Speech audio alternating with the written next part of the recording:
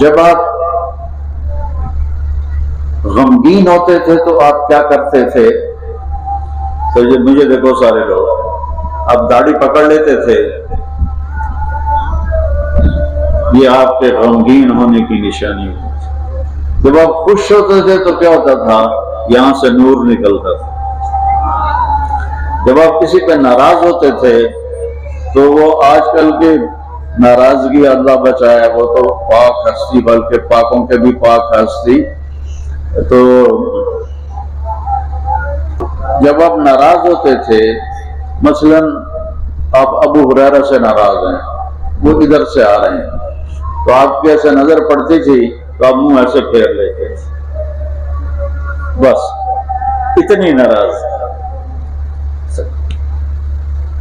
کوئی وڈیرا ہو جاوے، کبڑی جاوے تو کی کر رکھ دینا، غریب نیچے ہی پھیر کے رکھ دینا۔ میرے نبی کی ناراضگی کتنی تھی؟ تو ان کو اس کو پتہ چل جاتا تھا کہ اللہ کے نبی نے منہ پھیرا ہے تو ناراض، وہ ناراضگی اس کی وجہ سے ہوتی تھی، اپنی وجہ سے نہیں۔ تو وہ ایک واقعہ بھی مجھے یاد آ گیا، حضرت ابو ہریرہ جہاد پہ جانے لگے، ماں نے روکا، میں بوڑھی ہوں مجھے چھوڑ کے نہ جا، کہا نہیں جہاد کا ثواب بہت ہے، میں نے جانا ہے، اور ہتھیار سجا کے چل پڑے۔ ان کی والدہ نے اللہ کے نبی کو پیغام بھیجا کہ میں اکیلی بوڑھی ہوں اور یہ مجھے چھوڑ کے جا رہا ہے، اور میں نے اس کو بڑے واسطے دیے، یہ مانا نہیں ہے۔ اتنے میں ابو ہریرہ داخل ہو گئے، آپ نے ایسے دیکھا اور یوں منہ پھیر دیا، تو ان کو فکر لگ گئی، ادھر آ گئے، یا رسول اللہ کیا ہوا؟ کہ تیری ماں تجھے واسطے دیتی رہی اور تم نہیں رکا، مجھے تیرے جہاد کی ضرورت نہیں ہے، واپس چلا جا، جا اپنی ماں کی خدمت کر، وہی تیرا سب سے بڑا جہاد ہے۔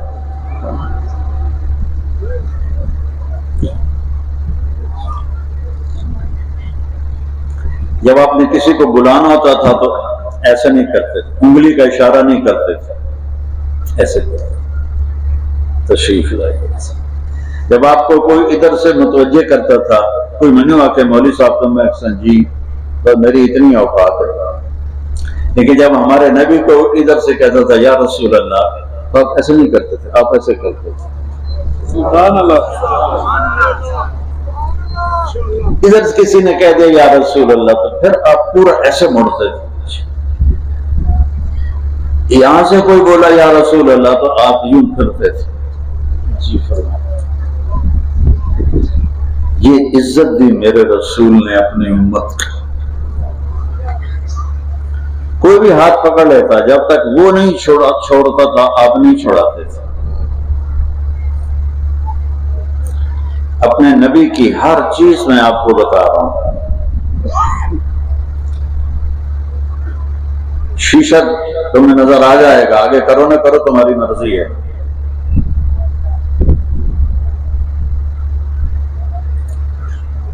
آپ کو کھانوں میں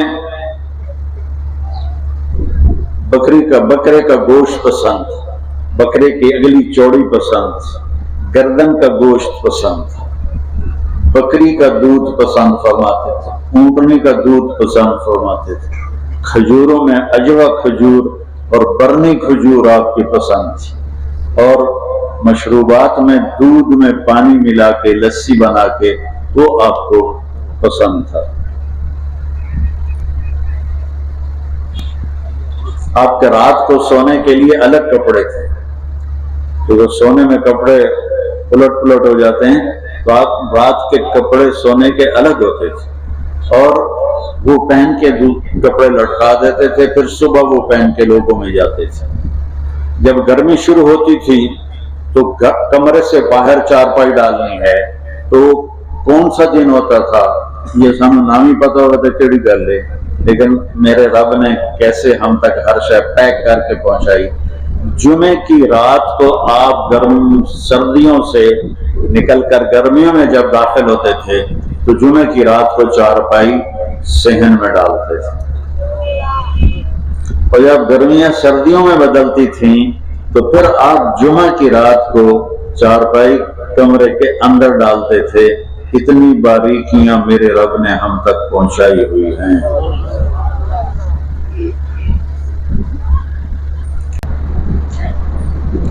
اولاد کے ساتھ کیسے تھے؟ بیٹے تو اللہ نے پہلے ہی اٹھا لی، 3 بیٹیاں بھی اٹھا لی۔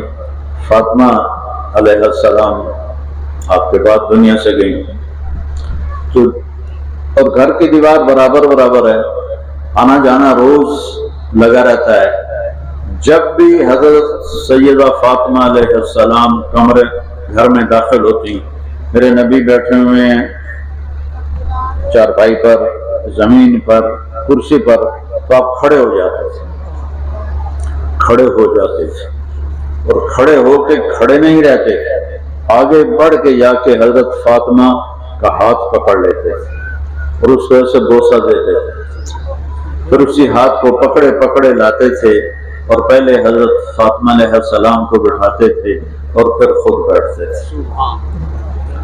اور جب آپ حضرت فاطمہ علیہ السلام کے گھر پر جاتے تو وہ باپ کے ساتھ یہ کرتے، وہ بھاگ کے اٹھتے ہیں، آپ کو ہاتھ پکڑتے ہیں، اس کا بوسہ لیتی ہیں، پھر آپ کو لے کر آتے ہیں، پہلے آپ اللہ کے نبی کو بٹھاتے ہیں، اس کے بعد خود بیٹھتے تھے۔ آپ نے اپنے نواسوں کے ساتھ کیسے زندگی گزاری؟ آپ 2 جہان کے سردار ہیں۔ ابو ہریرہ فرماتے ہیں میں نے اپنی آنکھوں سے دیکھا کہ اللہ کے نبی نے ماما یہ نہیں کر دیا ان کر کے جھولا دیں دیا ان بچیاں، تو میں نے اللہ کے نبی کو دیکھا کہ حسین علیہ السلام کو یہاں کھڑا کیا ہوا تھا، قدموں پر ان کے ہاتھ ایسے پکڑے ہوئے تھے، ویسے جھولا دیتے ہوئے کہہ رہے تھے اصحاب المرتقى، بیٹا آگے بڑی پہاڑی ہے، ذرا زور لگا کے چڑھو۔ تو وہ ٹانگیں سے سیدھی تھی، تو وہ چھوٹے سے بچے تھے، وہ ایسے لڑکتے گرتے پڑتے اوپر آتے آتے گھٹنوں تک آ گئے۔ تو آپ نے فرمایا اصحاب المرتقى، ابھی اور پہاڑ باقی ہے، اور آگے چڑھو۔ وہ پھر ایسے ہلتے جلتے یہاں تک آ گئے۔ پھر آپ نے کہا اور آگے آؤ، تو آگے تو آپ ایسے سیدھے کھڑے تھے، تو آپ ایسے ہو گئے ایسے، اور یوں حضرت حسین علیہ السلام کے بازو پکڑ لیے اور یوں منہ اوپر کر کے آپ کے ہونٹوں کو چوما اور عرض کیا یا اللہ میں اس سے پیار کرتا ہوں، تو بھی اس سے پیار فرما۔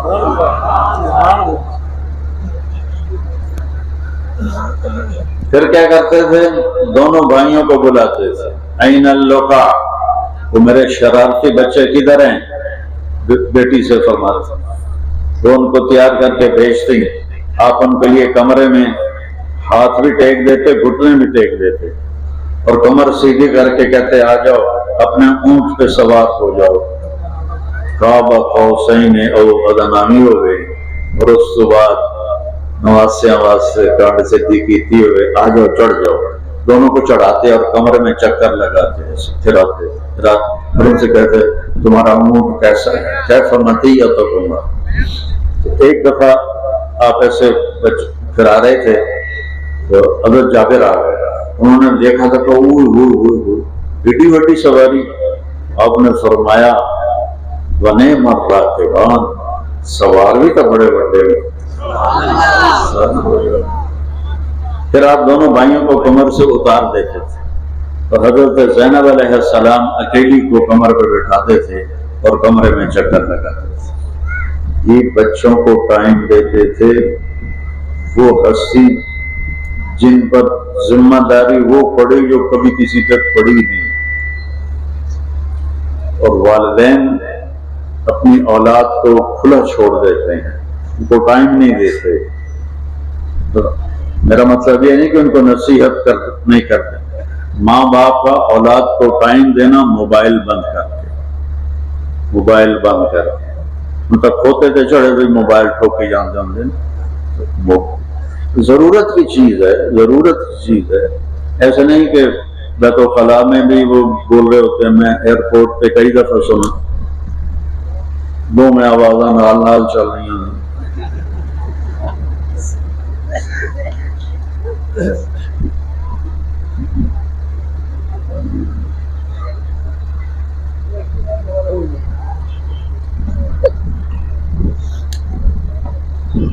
اور زینب کو اپنی کمر پہ بٹھاتے تھے اور پورے کمرے کا چکر لگاتے تھے۔ پھر کبھی ان کو ایسے لائن میں کھڑا کر دیتے تھے اور خود بیٹھ جاتے تھے اور فرماتے جو پہلے مجھے ہاتھ لگائے گا اس کو انعام ملے گا.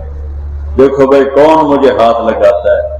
پھر یہ سارے بھائی حضرت جعفر کی اولاد بھی عبداللہ عون محمد اور حسن حسین یہ سارے اکٹھے اور عبداللہ بن عباس یہ سارے دوڑ لگاتے اور آپ کے کوئی کمر پہ چڑھ جاتا کوئی بغل میں گھس جاتا. ان کے ساتھ اب یہ کھیل کھیل رہے ہیں بچوں کے لیے ٹائم نکال رہے ہیں. ایک دفعہ دونوں کی کشتی کروا رہے ہیں حسن اور حسین علیہ السلام کی. تو حسن علیہ السلام بڑے تھے اور حسین علیہ السلام چھوٹے تھے تو لہذا تھوڑا طاقت کا توازن ادھر تھا تو آپ حسین کو تھاپڑا مار رہے تھے. ای ہے یا حسین ای ہے یا حسین حسین شاباش حسین شاباش دو ترے آخیا حسین شاباش. تو حضرت فاطمہ علیہ السلام عرض کیا یا رسول اللہ بھی تھوڑا تھاپڑا حسن نو بھی مار دو سارے حسین نو ہی تھاپڑے دیتے جاندے ہو. تو آپ نے فرمایا فاطمہ جبریل میرے کو کھلوتا ہے وہ حسین نو تھاپڑے دیتے جاندے میں بھی حسین نو ہی تھاپڑے دیتے آئے. میرے نبی ایک بہت اعلیٰ زندگی لے کر آئے اور یہ چند دنوں کی زندگی ہے. اس نے کہا یہ گزار لو اللہ اس کے رسول کی مرضی پر پھر آنے والی زندگی وہ ہمیشہ اللہ موت سے پاک کر دے گا دکھوں سے پاک کر دے گا پریشانیوں سے پاک کر دے گا پاکیزہ زندگی اللہ نصیب فرمائے گا.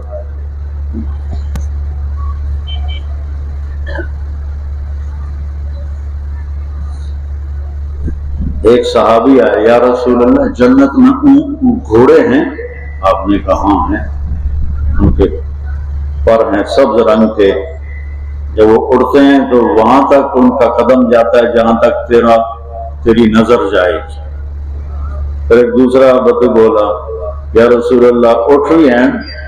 میں ہاں اونٹ بھی ہیں ان کے سبز پر ہوں گے تمہیں لے کے اڑیں گے جدھر تو چاہے گا حد نگاہ تک اس کا قدم ہوگا.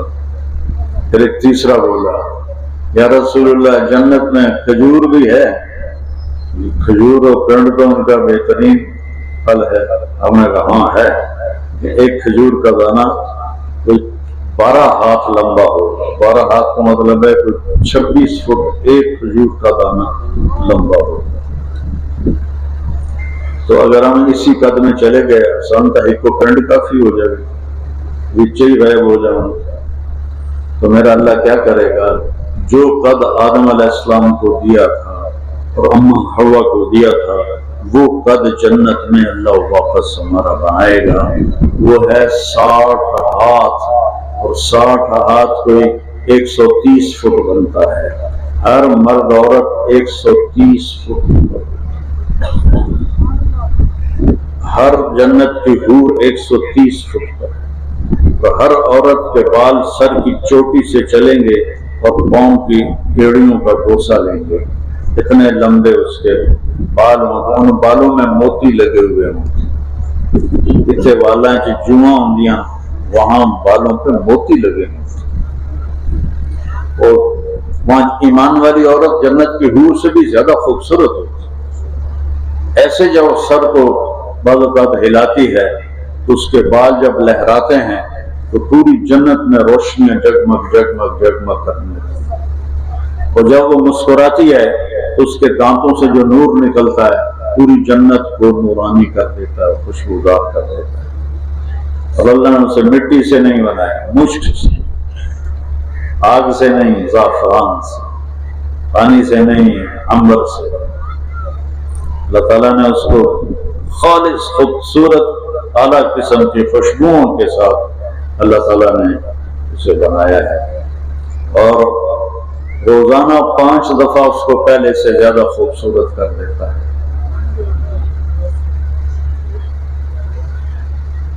تو اس قد پہ اللہ تعالیٰ جنت میں داخل فرمائے. اور آپ نے فرمایا سب سے پہلے میرے ساتھ میری امت کے غریب لوگ جائیں گے.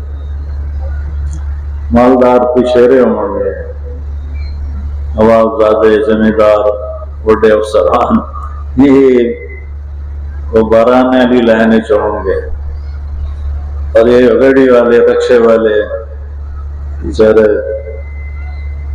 ایک دن پکتی ہے، ایک دن روکے رہتے ہیں۔ آپ نے فرمایا میرے ساتھ یہ غریب لوگ جنت میں میرے ساتھ پہلے داخل ہوں گے، اور وہاں سے آگے ہر ایک کے لیے اللہ تعالیٰ نے مقام اور مرتبہ رکھا ہے، اللہ ان کو وہاں پہنچائے گا، اور پھر ان کے کھانے کی محفل ہوگی، سب کھا رہے ہیں، پی رہے ہیں، اور نوکر آ کر کہہ رہے ہیں سلامن سلامن سلامن۔ تو کوئی ایک بندہ سلام کرے بندہ چون جاتا ہے، تو لکھوں نوکر سلام جی سلام جی سلام، تو بڑا چنگا لگے گا، بڑا اچھا لگے گا۔ جب وہ نوکر تھوڑا پیچھے ہٹ جائیں گے تو ایک دم فرشتے آئیں گے، وہ کہیں گے سلام علیکم بما صبرتم فنعم عقبی الدار۔ فرشتے آئیں گے اور وہ سلام کریں گے، اور فرشتوں کا سلام تو ان کو ہوا میں اڑا دے گا، فرشتے سلام کریں، ابھی وہ یہ کر کے آئیں گے، ایک دم میرے اللہ کا عرش کھلے گا اور اللہ سامنے آ کر کہے گا سلامن قولا من رب الرحیم، وجوہ یومئذ ناظرۃ الی ربها ناظرۃ۔ آج دیکھ لو اپنے رب کو جی بھر کے۔ جب اللہ سامنے آئے گا تو اللہ تعالیٰ بھی فرمائے گا سلام قولا من رب الرحیم، اپنے رب رحیم کا سلام قبول کرو۔ پھر اللہ پوچھے گا حل رضیتم، راضی ہو؟ ایک ایک مرد عورت سے پوچھے گا، ایک کتنے ارباں خرباں ہونے کے بعد ایک ایک سے میرے نبی نے ما منکم من احد الا سیحاضرہ ربہ محاضرہ، ایک ایک سے اللہ پوچھے کیا حال ہے، خوش ہو؟ ایک ایک مومن عورت سے پوچھے کیا حال ہے، خوش ہو؟ کوئی تکلیف تو نہیں؟ تو پھر جنتی بولیں یا اللہ ہمیں تو پتہ ہی نہیں تھا کہ تو اتنا خوبصورت ہے، ہم نمازیں تو پڑھتے رہے کنجوانی میں لیکن ہمیں تو پتہ ہی نہیں تھا، تو ہمیں اجازت دے کہ ہم ایک سجدہ تجھے دیکھ کے کریں۔ تو اللہ تعالیٰ فرمائیں گے ارے میرے بندو، دنیا میں تم میرے بندے تھے، میں تمہارا آقا تھا، اب جنت میں تم میرے مہمان ہو، میں تمہارا میزبان ہوں۔ میں محمد علی کے کول میں آیا، میں نے کوئی فکر ہوگا کہ میں روٹی کی تو کھاؤں، پتا ہے بھائی اسے ہی کماونی ہے، اتو ہی لبنی ہے، تو میرا رب کہے گا میں میزبان ہوں، تم مہمان ہو، اب میں تم سے کیسے کام لوں؟ چلو دنیا کے سجدے کافی ہے، وہی روزے کافی ہیں، چلو کو میں کو منگو، کوئی شے منگو میرے کو۔ تو وہ کہیں گے یا اللہ ہر شے دی چھوٹی کی منگی ہے؟ پھر اللہ کہے گا نہیں کچھ مانگو، کہیں گے یا اللہ راضی ہو جاؤ۔ اللہ فرمائے گا راضی ہوں تو یہاں بٹھایا، نہیں تو لکر پولا جو دو دفعہ ہی نہ ہو رہا تھوڑا، راضی ہوں میں، مانگو۔ اب کیا مانگے؟ سب حیران پریشان۔ اچھا ابھی ہماری عقل 4-5% کام کرتی ہے، باقی خاموش ہے، اللہ جنت میں ساری کھول دے گا، اس عقل کے ساتھ ہر آدمی مانگے گا، یہاں تک کہ مانگتے مانگتے جب تھک جائیں گے تو کہیں گے یا اللہ اتنا مانگے کہ تھک گئے ہیں، تو اللہ تعالیٰ فرمائے گا نہیں سلونی، اللہ کوئی نہیں مانگیا اور مانگو۔ پھر سارے مانگنے کے پیچھے پڑے ہوں گے اور ایک دوسرے سے پوچھ رہے ہوں گے تو بھی مانگیا تو کی مانگیا، پھر کہیں گے یا اللہ بس ہو گئے، اللہ فرمائے گا نہیں حال بھی تھوڑا اور مانگو اور مانگو۔ پھر لوگ علماء کو پوچھتے ہیں، اللہ دے نیک بندے کو پوچھتے ہیں ہن کی مانگی ہے، رائے تو کچھ گیا نہیں، پھر بھی زور لا لو کے ٹل لا کے وہ مانگنا شروع کرتے جائیں گے، مانگتے جائیں گے، مانگتے جائیں گے، یہاں تک کہ ہاتھ جوڑ دیں گے یا اللہ ہم ساری بس ہو گئی ہے۔ تو اللہ تعالیٰ فرمائے گا میں نے تم سے کہا تھا میں آج تمہیں اپنی شان کے مطابق دینا چاہتا ہوں، ابھی تو تم نے اپنی شان کا بھی نہیں مانگا تو میری شان تحلیل شروع کوئی نہیں ہوئی۔ پر قد آتیتکم ما تمنیتم، جو تسا مانگیا میں تمہیں دے چھڑیا، وزدتکم ما قصرت عنہ اعمانیکم، اور جو تسی نہیں مانگیا میں وہ بھی دے چھڑیا۔ جاؤ کلو واشربوا ہنیئا بما اسلفتم فی الایام الخالیہ، جاؤ مزے کرو موج کرو جو تم نے دنیا میں مجھے راضی کرنے کے لیے اپنے اوقات کو فارغ کیا، اپنی زندگی کے اوقات کو میرے مطابق گزارا، آج اس کا صلہ لو، کھاؤ پیو موج کرو مزے کرو۔ دیکھو یہ نماز جنت میں نہیں ملے گی، ترس جائیں گے لوگ۔ نماز کی دولت یہی ہے، روزے کی دولت یہی ہے، حج کی دولت یہی ہے۔ یہ آگے جنت میں ایک سجدہ کرنے کی اجازت نہیں ہوگی، ایک سجدہ کرنے کی۔ جن کو پتا تھا سجدہ کیا ہوتا ہے وہ پوری رات سجدے میں گزار دیتے تھے، تو ایک سجدے کی بھی اجازت نہیں ملے، ایک روزہ رکھنے کی اجازت نہیں ملے۔ تو یہ نعمتیں آج یہاں موجود ہیں، ان کے ذریعے ہم اللہ کو راضی کریں۔ کوئی بے نمازی نہ رہے، کوئی روزہ نہ چھوڑے، کوئی کسی سے ناراض نہ ہو، لڑائی نہ ہو، نفرت نہ ہو، بغض نہ ہو، معاف کرنا سیکھو، معاف کرنا سیکھو۔ میرے نبی نے فرمایا کہ علی تجھے وہ قتل کرے گا جو بدبخت ترین انسان ہو۔ میرے نبی پہلے دس چڑھے۔ اب فجر کی نماز کے لیے داخل ہوئے تو وہ چھپا ہوا تھا، اس نے تلوار سر میں مارا، وہ آگے دماغ تک چلا گیا، لوگوں نے اس کو تو پکڑ لیا۔ حضرت زینب کو پتہ چلا، وہ دوڑتی ہوئی آئیں، واہ ابتا واہ ابتا واہ ابتا، ہائے میرے ابا ہائے میرے ابا۔ تو عبد الرحمن قاتل قال ہے جتنا رونا ہی رولا اس بچڑا کوئی نہیں۔ اب یہ حضرت علی علیہ السلام سن رہے ہیں، جتنا رونا ہی رولا اس بچڑا کوئی نہیں، میں پورا مہینہ تلوار سارے چھوڑ کے رکھی ہے۔ یہ سارا کچھ سننے کے بعد میں اور آپ اس کی جگہ ہوتے تو ہم کیا کرتے؟ لیکن اہل بیت نے کیا سبق سکھایا؟ آپ نے فرمایا بھائی اس کو گرم کھانا کھلاؤ اور اس کو ٹھنڈا پانی پلاؤ اور اس کو نرم بستر دو اور اس کے آرام کا پورا خیال رکھو۔ ایک قاتل دے واسطے نصیحت کی تجارت، سبحان دوبارہ سو قاتل، اور وج گج کے آ کر رولا جتنا رونا ہی کوئی نہیں بچنا تیرے باپ نے۔